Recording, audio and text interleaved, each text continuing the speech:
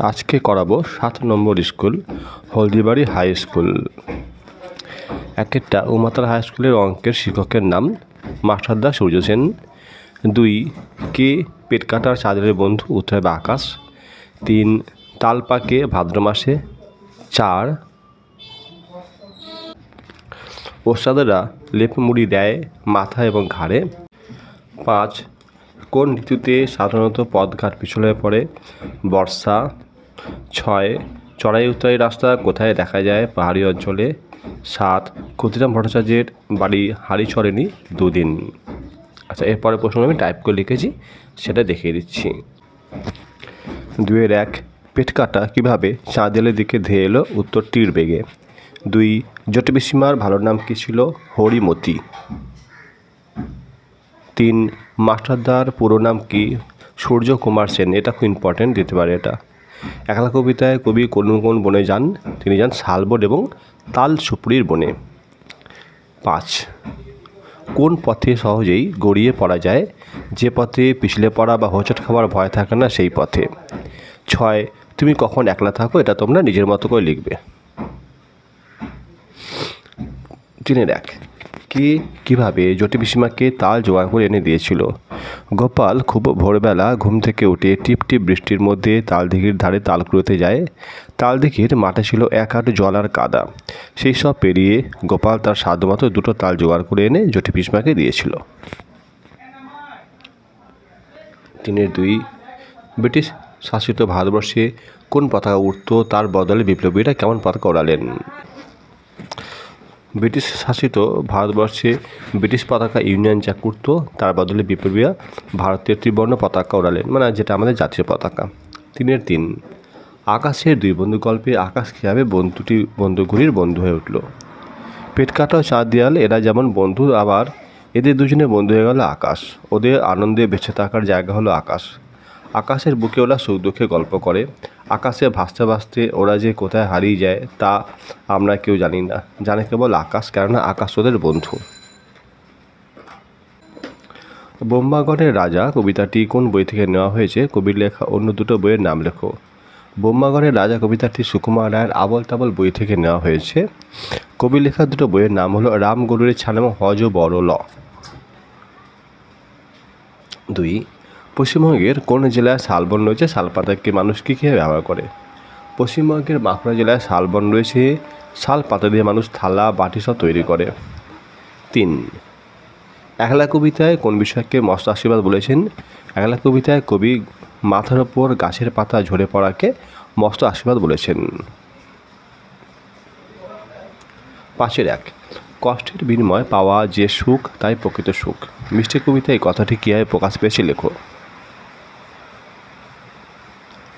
মিষ্টি কবিতায় কবি প্রেমেন্দ্র মিত্র আঁখ বা ইকোকে সবার চাইতে মিষ্টি বলার মাধ্যমে জীবনের এক গভীর সত্যকে তুলে ধরেছেন।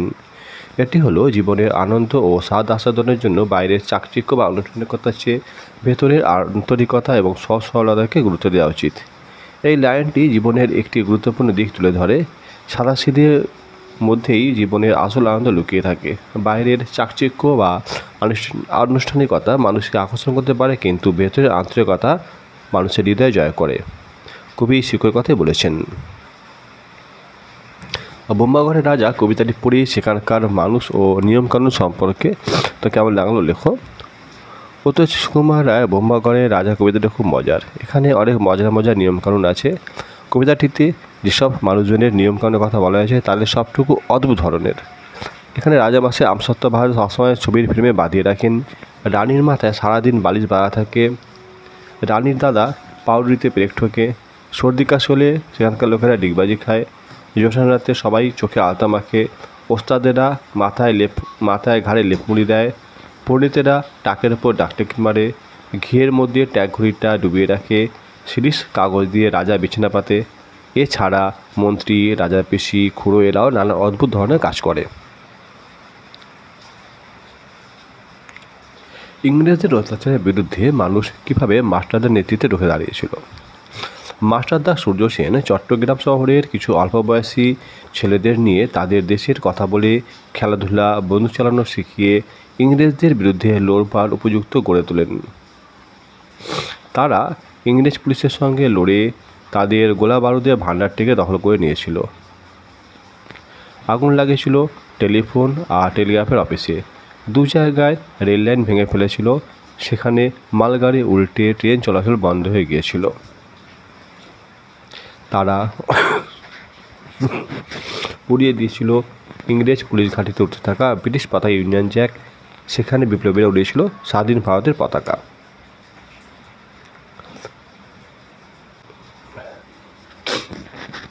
বর্ষারাতে গোপালের দেখা স্বপ্ন কীভাবে মিথ্যে হয়ে গেল তা গল্প অনুসারে দেখো। তাল নবমীর ব্রতর ঠিক আগের রাতে গোপাল স্বপ্ন দেখে যে সে জটে পিসিমাদের বাড়িতে নানা রকম সুখাদ্য খাচ্ছে।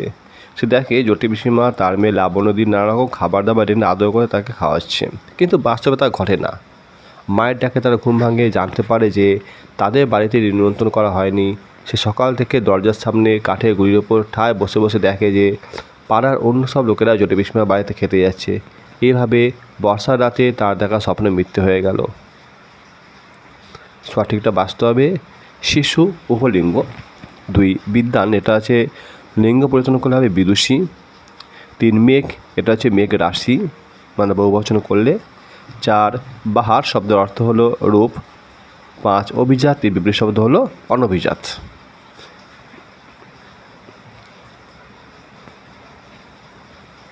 আচ্ছা, 8 বিপরীত শব্দ আনন্দ, নিরানন্দ, সুখ, দুঃখ, সন্ধি বিচ্ছেদ, পরিচ্ছেদ, পরিযুক্ত ছেদ, তরুচ্ছায়া, তরুযুক্ত ছায়া। লিঙ্গ কাকে বলে উদাহরণ দাও। যে চিহ্ন দিয়ে পুরুষ স্ত্রী অথবা পুরুষ স্ত্রী কোনটিকে নেয় কিংবা পুরুষ স্ত্রী উভয়কে বোঝায় তাকে লিঙ্গ বলে। লিঙ্গ 4 প্রকার: পুংলিঙ্গ, স্ত্রীলিঙ্গ, ক্লীবলিঙ্গ এবং উভয়লিঙ্গ। আমি সব উদাহরণ দিয়ে দিয়েছি, করে নেবে। ছেলে, পুত্র পুংলিঙ্গ, স্ত্রীলিঙ্গ যে স্ত্রী কন্যা, ক্লীব ইট বই মানে যার প্রাণ নেই, আর উভয়লিঙ্গ শিশু সন্তান। 4 বচন বলতে কী বুঝো। ব্যাকরণের ভাষায় বচন শব্দের অর্থ হলো সংখ্যার ধারণা, বিশেষ্য বা সর্বনাম পদের সংখ্যাগত ধারণা প্রকাশ করার জন্য বচন ব্যবহৃত হয়। বাংলা ব্যাকরণে বচন 2 প্রকার: একবচন ও বহুবচন। একবচন হচ্ছে একটি বই, বহুবচন হচ্ছে বইগুলি। প্রথম পুরুষ কাকে বলে? ব্যাকরণে প্রথম পুরুষ হলো সেই পুরুষ বা সর্বনাম পদ যা বক্তা বা শ্রোতা ছাড়া অন্য কোনো ব্যক্তি বা বস্তু বা প্রাণীকে বোঝায়, যেমন সে, তারা, কলম, এগুলো সব প্রথম পুরুষ। 9 তুমি বিদ্যালয়ে অনুপস্থিত ছিলে, তার কারণ জানিয়ে প্রধান শিক্ষকের কাছে ছুটির চেয়ে পত্র লেখো। মাননীয় প্রধান শিক্ষক মহাশয়, সময় বিশু, সালকে হিন্দু হাই স্কুল। তোমরা নিজের নিজের স্কুলের নাম লিখবে। বিষয় লিখেছি বিদ্যালয় অনুপস্থিতির জন্য ছুটির আবেদন। সবিনয় নিবেদন এই যে আমি আপনার বিদ্যালয়ে 5ম শ্রেণীর একজন নিয়মিত ছাত্র। কত ড্যাশ থেকে ড্যাশ তারিখ পর্যন্ত আমি বিদ্যালয়ে উপস্থিত থাকতে পারিনি। এটা তোমার তারিখটা বসি না পরীক্ষার সময়, কবে থেকে কবে। কারণ আমি ডেঙ্গু জ্বরে আক্রান্ত হয়েছিলাম এবং চিকিৎসকের পরামর্শে সম্পূর্ণ বিশ্রামে ছিলাম। এই মর্মে আমার চিকিৎসার কাগজপত্র এবং চিকিৎসকের দেওয়া ছাড়পত্র এই চিঠির সঙ্গে যুক্ত করলাম। অসুস্থতার কারণে আমি বিদ্যালয়ে আসতে পারিনি, অতএব আমার অসুস্থতার বিষয়টি বিবেচনা করে উক্ত দিনগুলি ছুটি মঞ্জুর করলে আমি আপনার কাছে কৃতজ্ঞ থাকব। বিনীত, আপনার একান্ত অনুগত ছাত্র। নিজের নাম, শ্রেণীর রোল সব বসিয়ে দেবে। এবার অনুচ্ছেদ রচনা। সেটা এক বিদ্যালয় জীবনে খেলাধুলার ভূমিকা। বিদ্যালয় জীবনে খেলাধুলার ভূমিকা। কথায় আছে স্বাস্থ্যই সম্পদ। শরীর যদি সুস্থ না থাকে তাহলে কোনো কিছু উৎসাহ পাওয়া যায় না, মনও ভালো থাকে না। তাই এই স্বাস্থ্য গঠনের সঙ্গে খেলাধুলার নিবিড় যোগ রয়েছে। খেলাধুলা শিশুদের তথা কিশোরদের ক্ষেত্রে অত্যন্ত প্রয়োজনীয়। চরিত্র গঠন থেকে শুরু করে ব্যক্তিগত এবং সামাজিক গুণাবলীর বিকাশে খেলাধুলা গুরুত্ব অপরিসীম।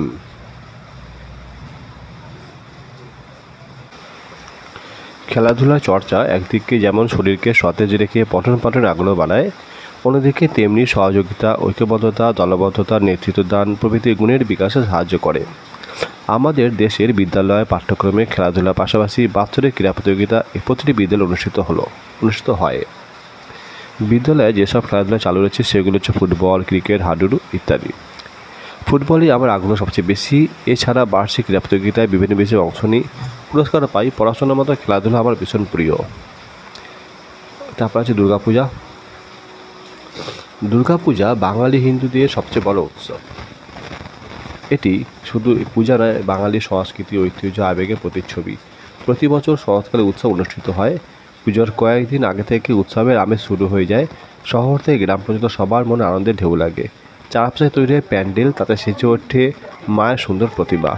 আলোকসজ্জায় ঝলমল করে হয়ে ওঠে চারদিক। এই সময় বাঙালিরা নতুন পোশাকে সেজে ওঠে। বন্ধুবান্ধব ও আত্মীয় স্বজনের বাড়িতে লেগে থাকে অবাধ আনাগোনা। এই উৎসবে ধর্ম বর্ণ নির্বিশেষে সবাই মেতে ওঠে। পুজো পঞ্চমী থেকে শুরু করে বিজয়া দশমী পর্যন্ত চলে। দেবীর মন্ত্রপাঠ, আরতি এবং নানা ধরনের সাংস্কৃতিক অনুষ্ঠানে মণ্ডপগুলি মুখরিত থাকে। ষষ্ঠীতে পুজোর সূচনা হয়। এরপর সপ্তমী, অষ্টমী ও নবমীর দিনে বিশেষ পূজা আরাধনা হয়। অষ্টমীর দিনে কুমারী পুজো অনুষ্ঠিত হয়, যেখানে কুমারী মেয়েদের দেবীর রূপে পুজো করা হয়। এরপর হয় সন্ধি পুজো, যা অষ্টমী নবমীর সংযোগকালে অনুষ্ঠিত হয়। বিজয়া দশমীর দিনে প্রতিমা বিসর্জন দেওয়া হয়, যা আনন্দ ও বিষাদের এক মিশ্র অনুভূতি নিয়ে আসে। দুর্গাপুজো একটি ধর্মীয় উৎসব নয়, এটি মিলন ও ভালোবাসা উৎসব। দুর্গাপুজো বাঙালির জীবনে এক নতুন আনন্দ উদ্দীপনা নিয়ে আসে। লাস্ট হচ্ছে আজকে রবীন্দ্রনাথ ঠাকুর রচনা। রবীন্দ্রনাথ ঠাকুর ছিলেন একাধারে কবি, সাহিত্যিক, নাট্যকার, সুরকার, চিত্রশিল্পী ও দার্শনিক। 1861 খ্রিস্টাব্দে সালের 7 মে কলকাতা জোড়াসাঁকো ঠাকুর পরিবারে তার জন্ম। ছোটবেলা থেকেই তার অসাধারণ প্রতিভা প্রকাশ পায়। প্রাতিষ্ঠানিক শিক্ষার প্রতি তার আগ্রহ কম থাকলেও তিনি নিজের চেষ্টায় বিভিন্ন বিষয়ে জ্ঞান অর্জন করেন। রবীন্দ্রনাথের সাহিত্যকরণ পরিধি ছিল বিশাল। তিনি কবিতা, গান, ছোট গল্প, উপন্যাস, নাটক, প্রবন্ধ, ভ্রমণ কাহিনী সব ক্ষেত্রেই নিজের প্রতিভার স্বাক্ষর রেখে গেছেন। তার লেখা গীতাঞ্জলি কাব্যগ্রন্থের জন্য 1913 সালে তিনি সাহিত্যে নোবেল পুরস্কার লাভ করেন, যা প্রথম কোনো এশীয় হিসাবে তার এই বিরল সম্মান অর্জন। তিনি কেবল সাহিত্য রচনা করে ক্ষান্ত হননি, সমাজ সংস্কার এবং শিক্ষাক্ষেত্রে তার অবদান অনস্বীকার্য। শান্তিনিকেতনে তিনি বিশ্বভারতী বিশ্ববিদ্যালয় প্রতিষ্ঠা করেন। তিনি দুটি দেশের জাতীয় সঙ্গীত রচনা করেন, ভারতের জনগণমন এবং বাংলাদেশের আমার সোনার বাংলা। রবীন্দ্রনাথ ঠাকুর তার কাজের মধ্যে দিয়ে চিরকাল আমাদের মাঝে বেঁচে থাকবেন। তার রচনাগুলো আজও আমাদের জীবনে অনুপ্রেরণা যোগায় এবং তার দর্শন আমাদের পথপ্রদর্শক হিসাবে কাজ করে। হয়ে গেলে পরের ভিডিও আমি 8 নম্বর শুরু করে দেবো। আমি কয়েকদিন ভিডিও ছাড়তে পারিনি, কারণ আমার শরীরটা খারাপ ছিল, ওই জন্য। এবার থেকে রেগুলার ভিডিও আসবে।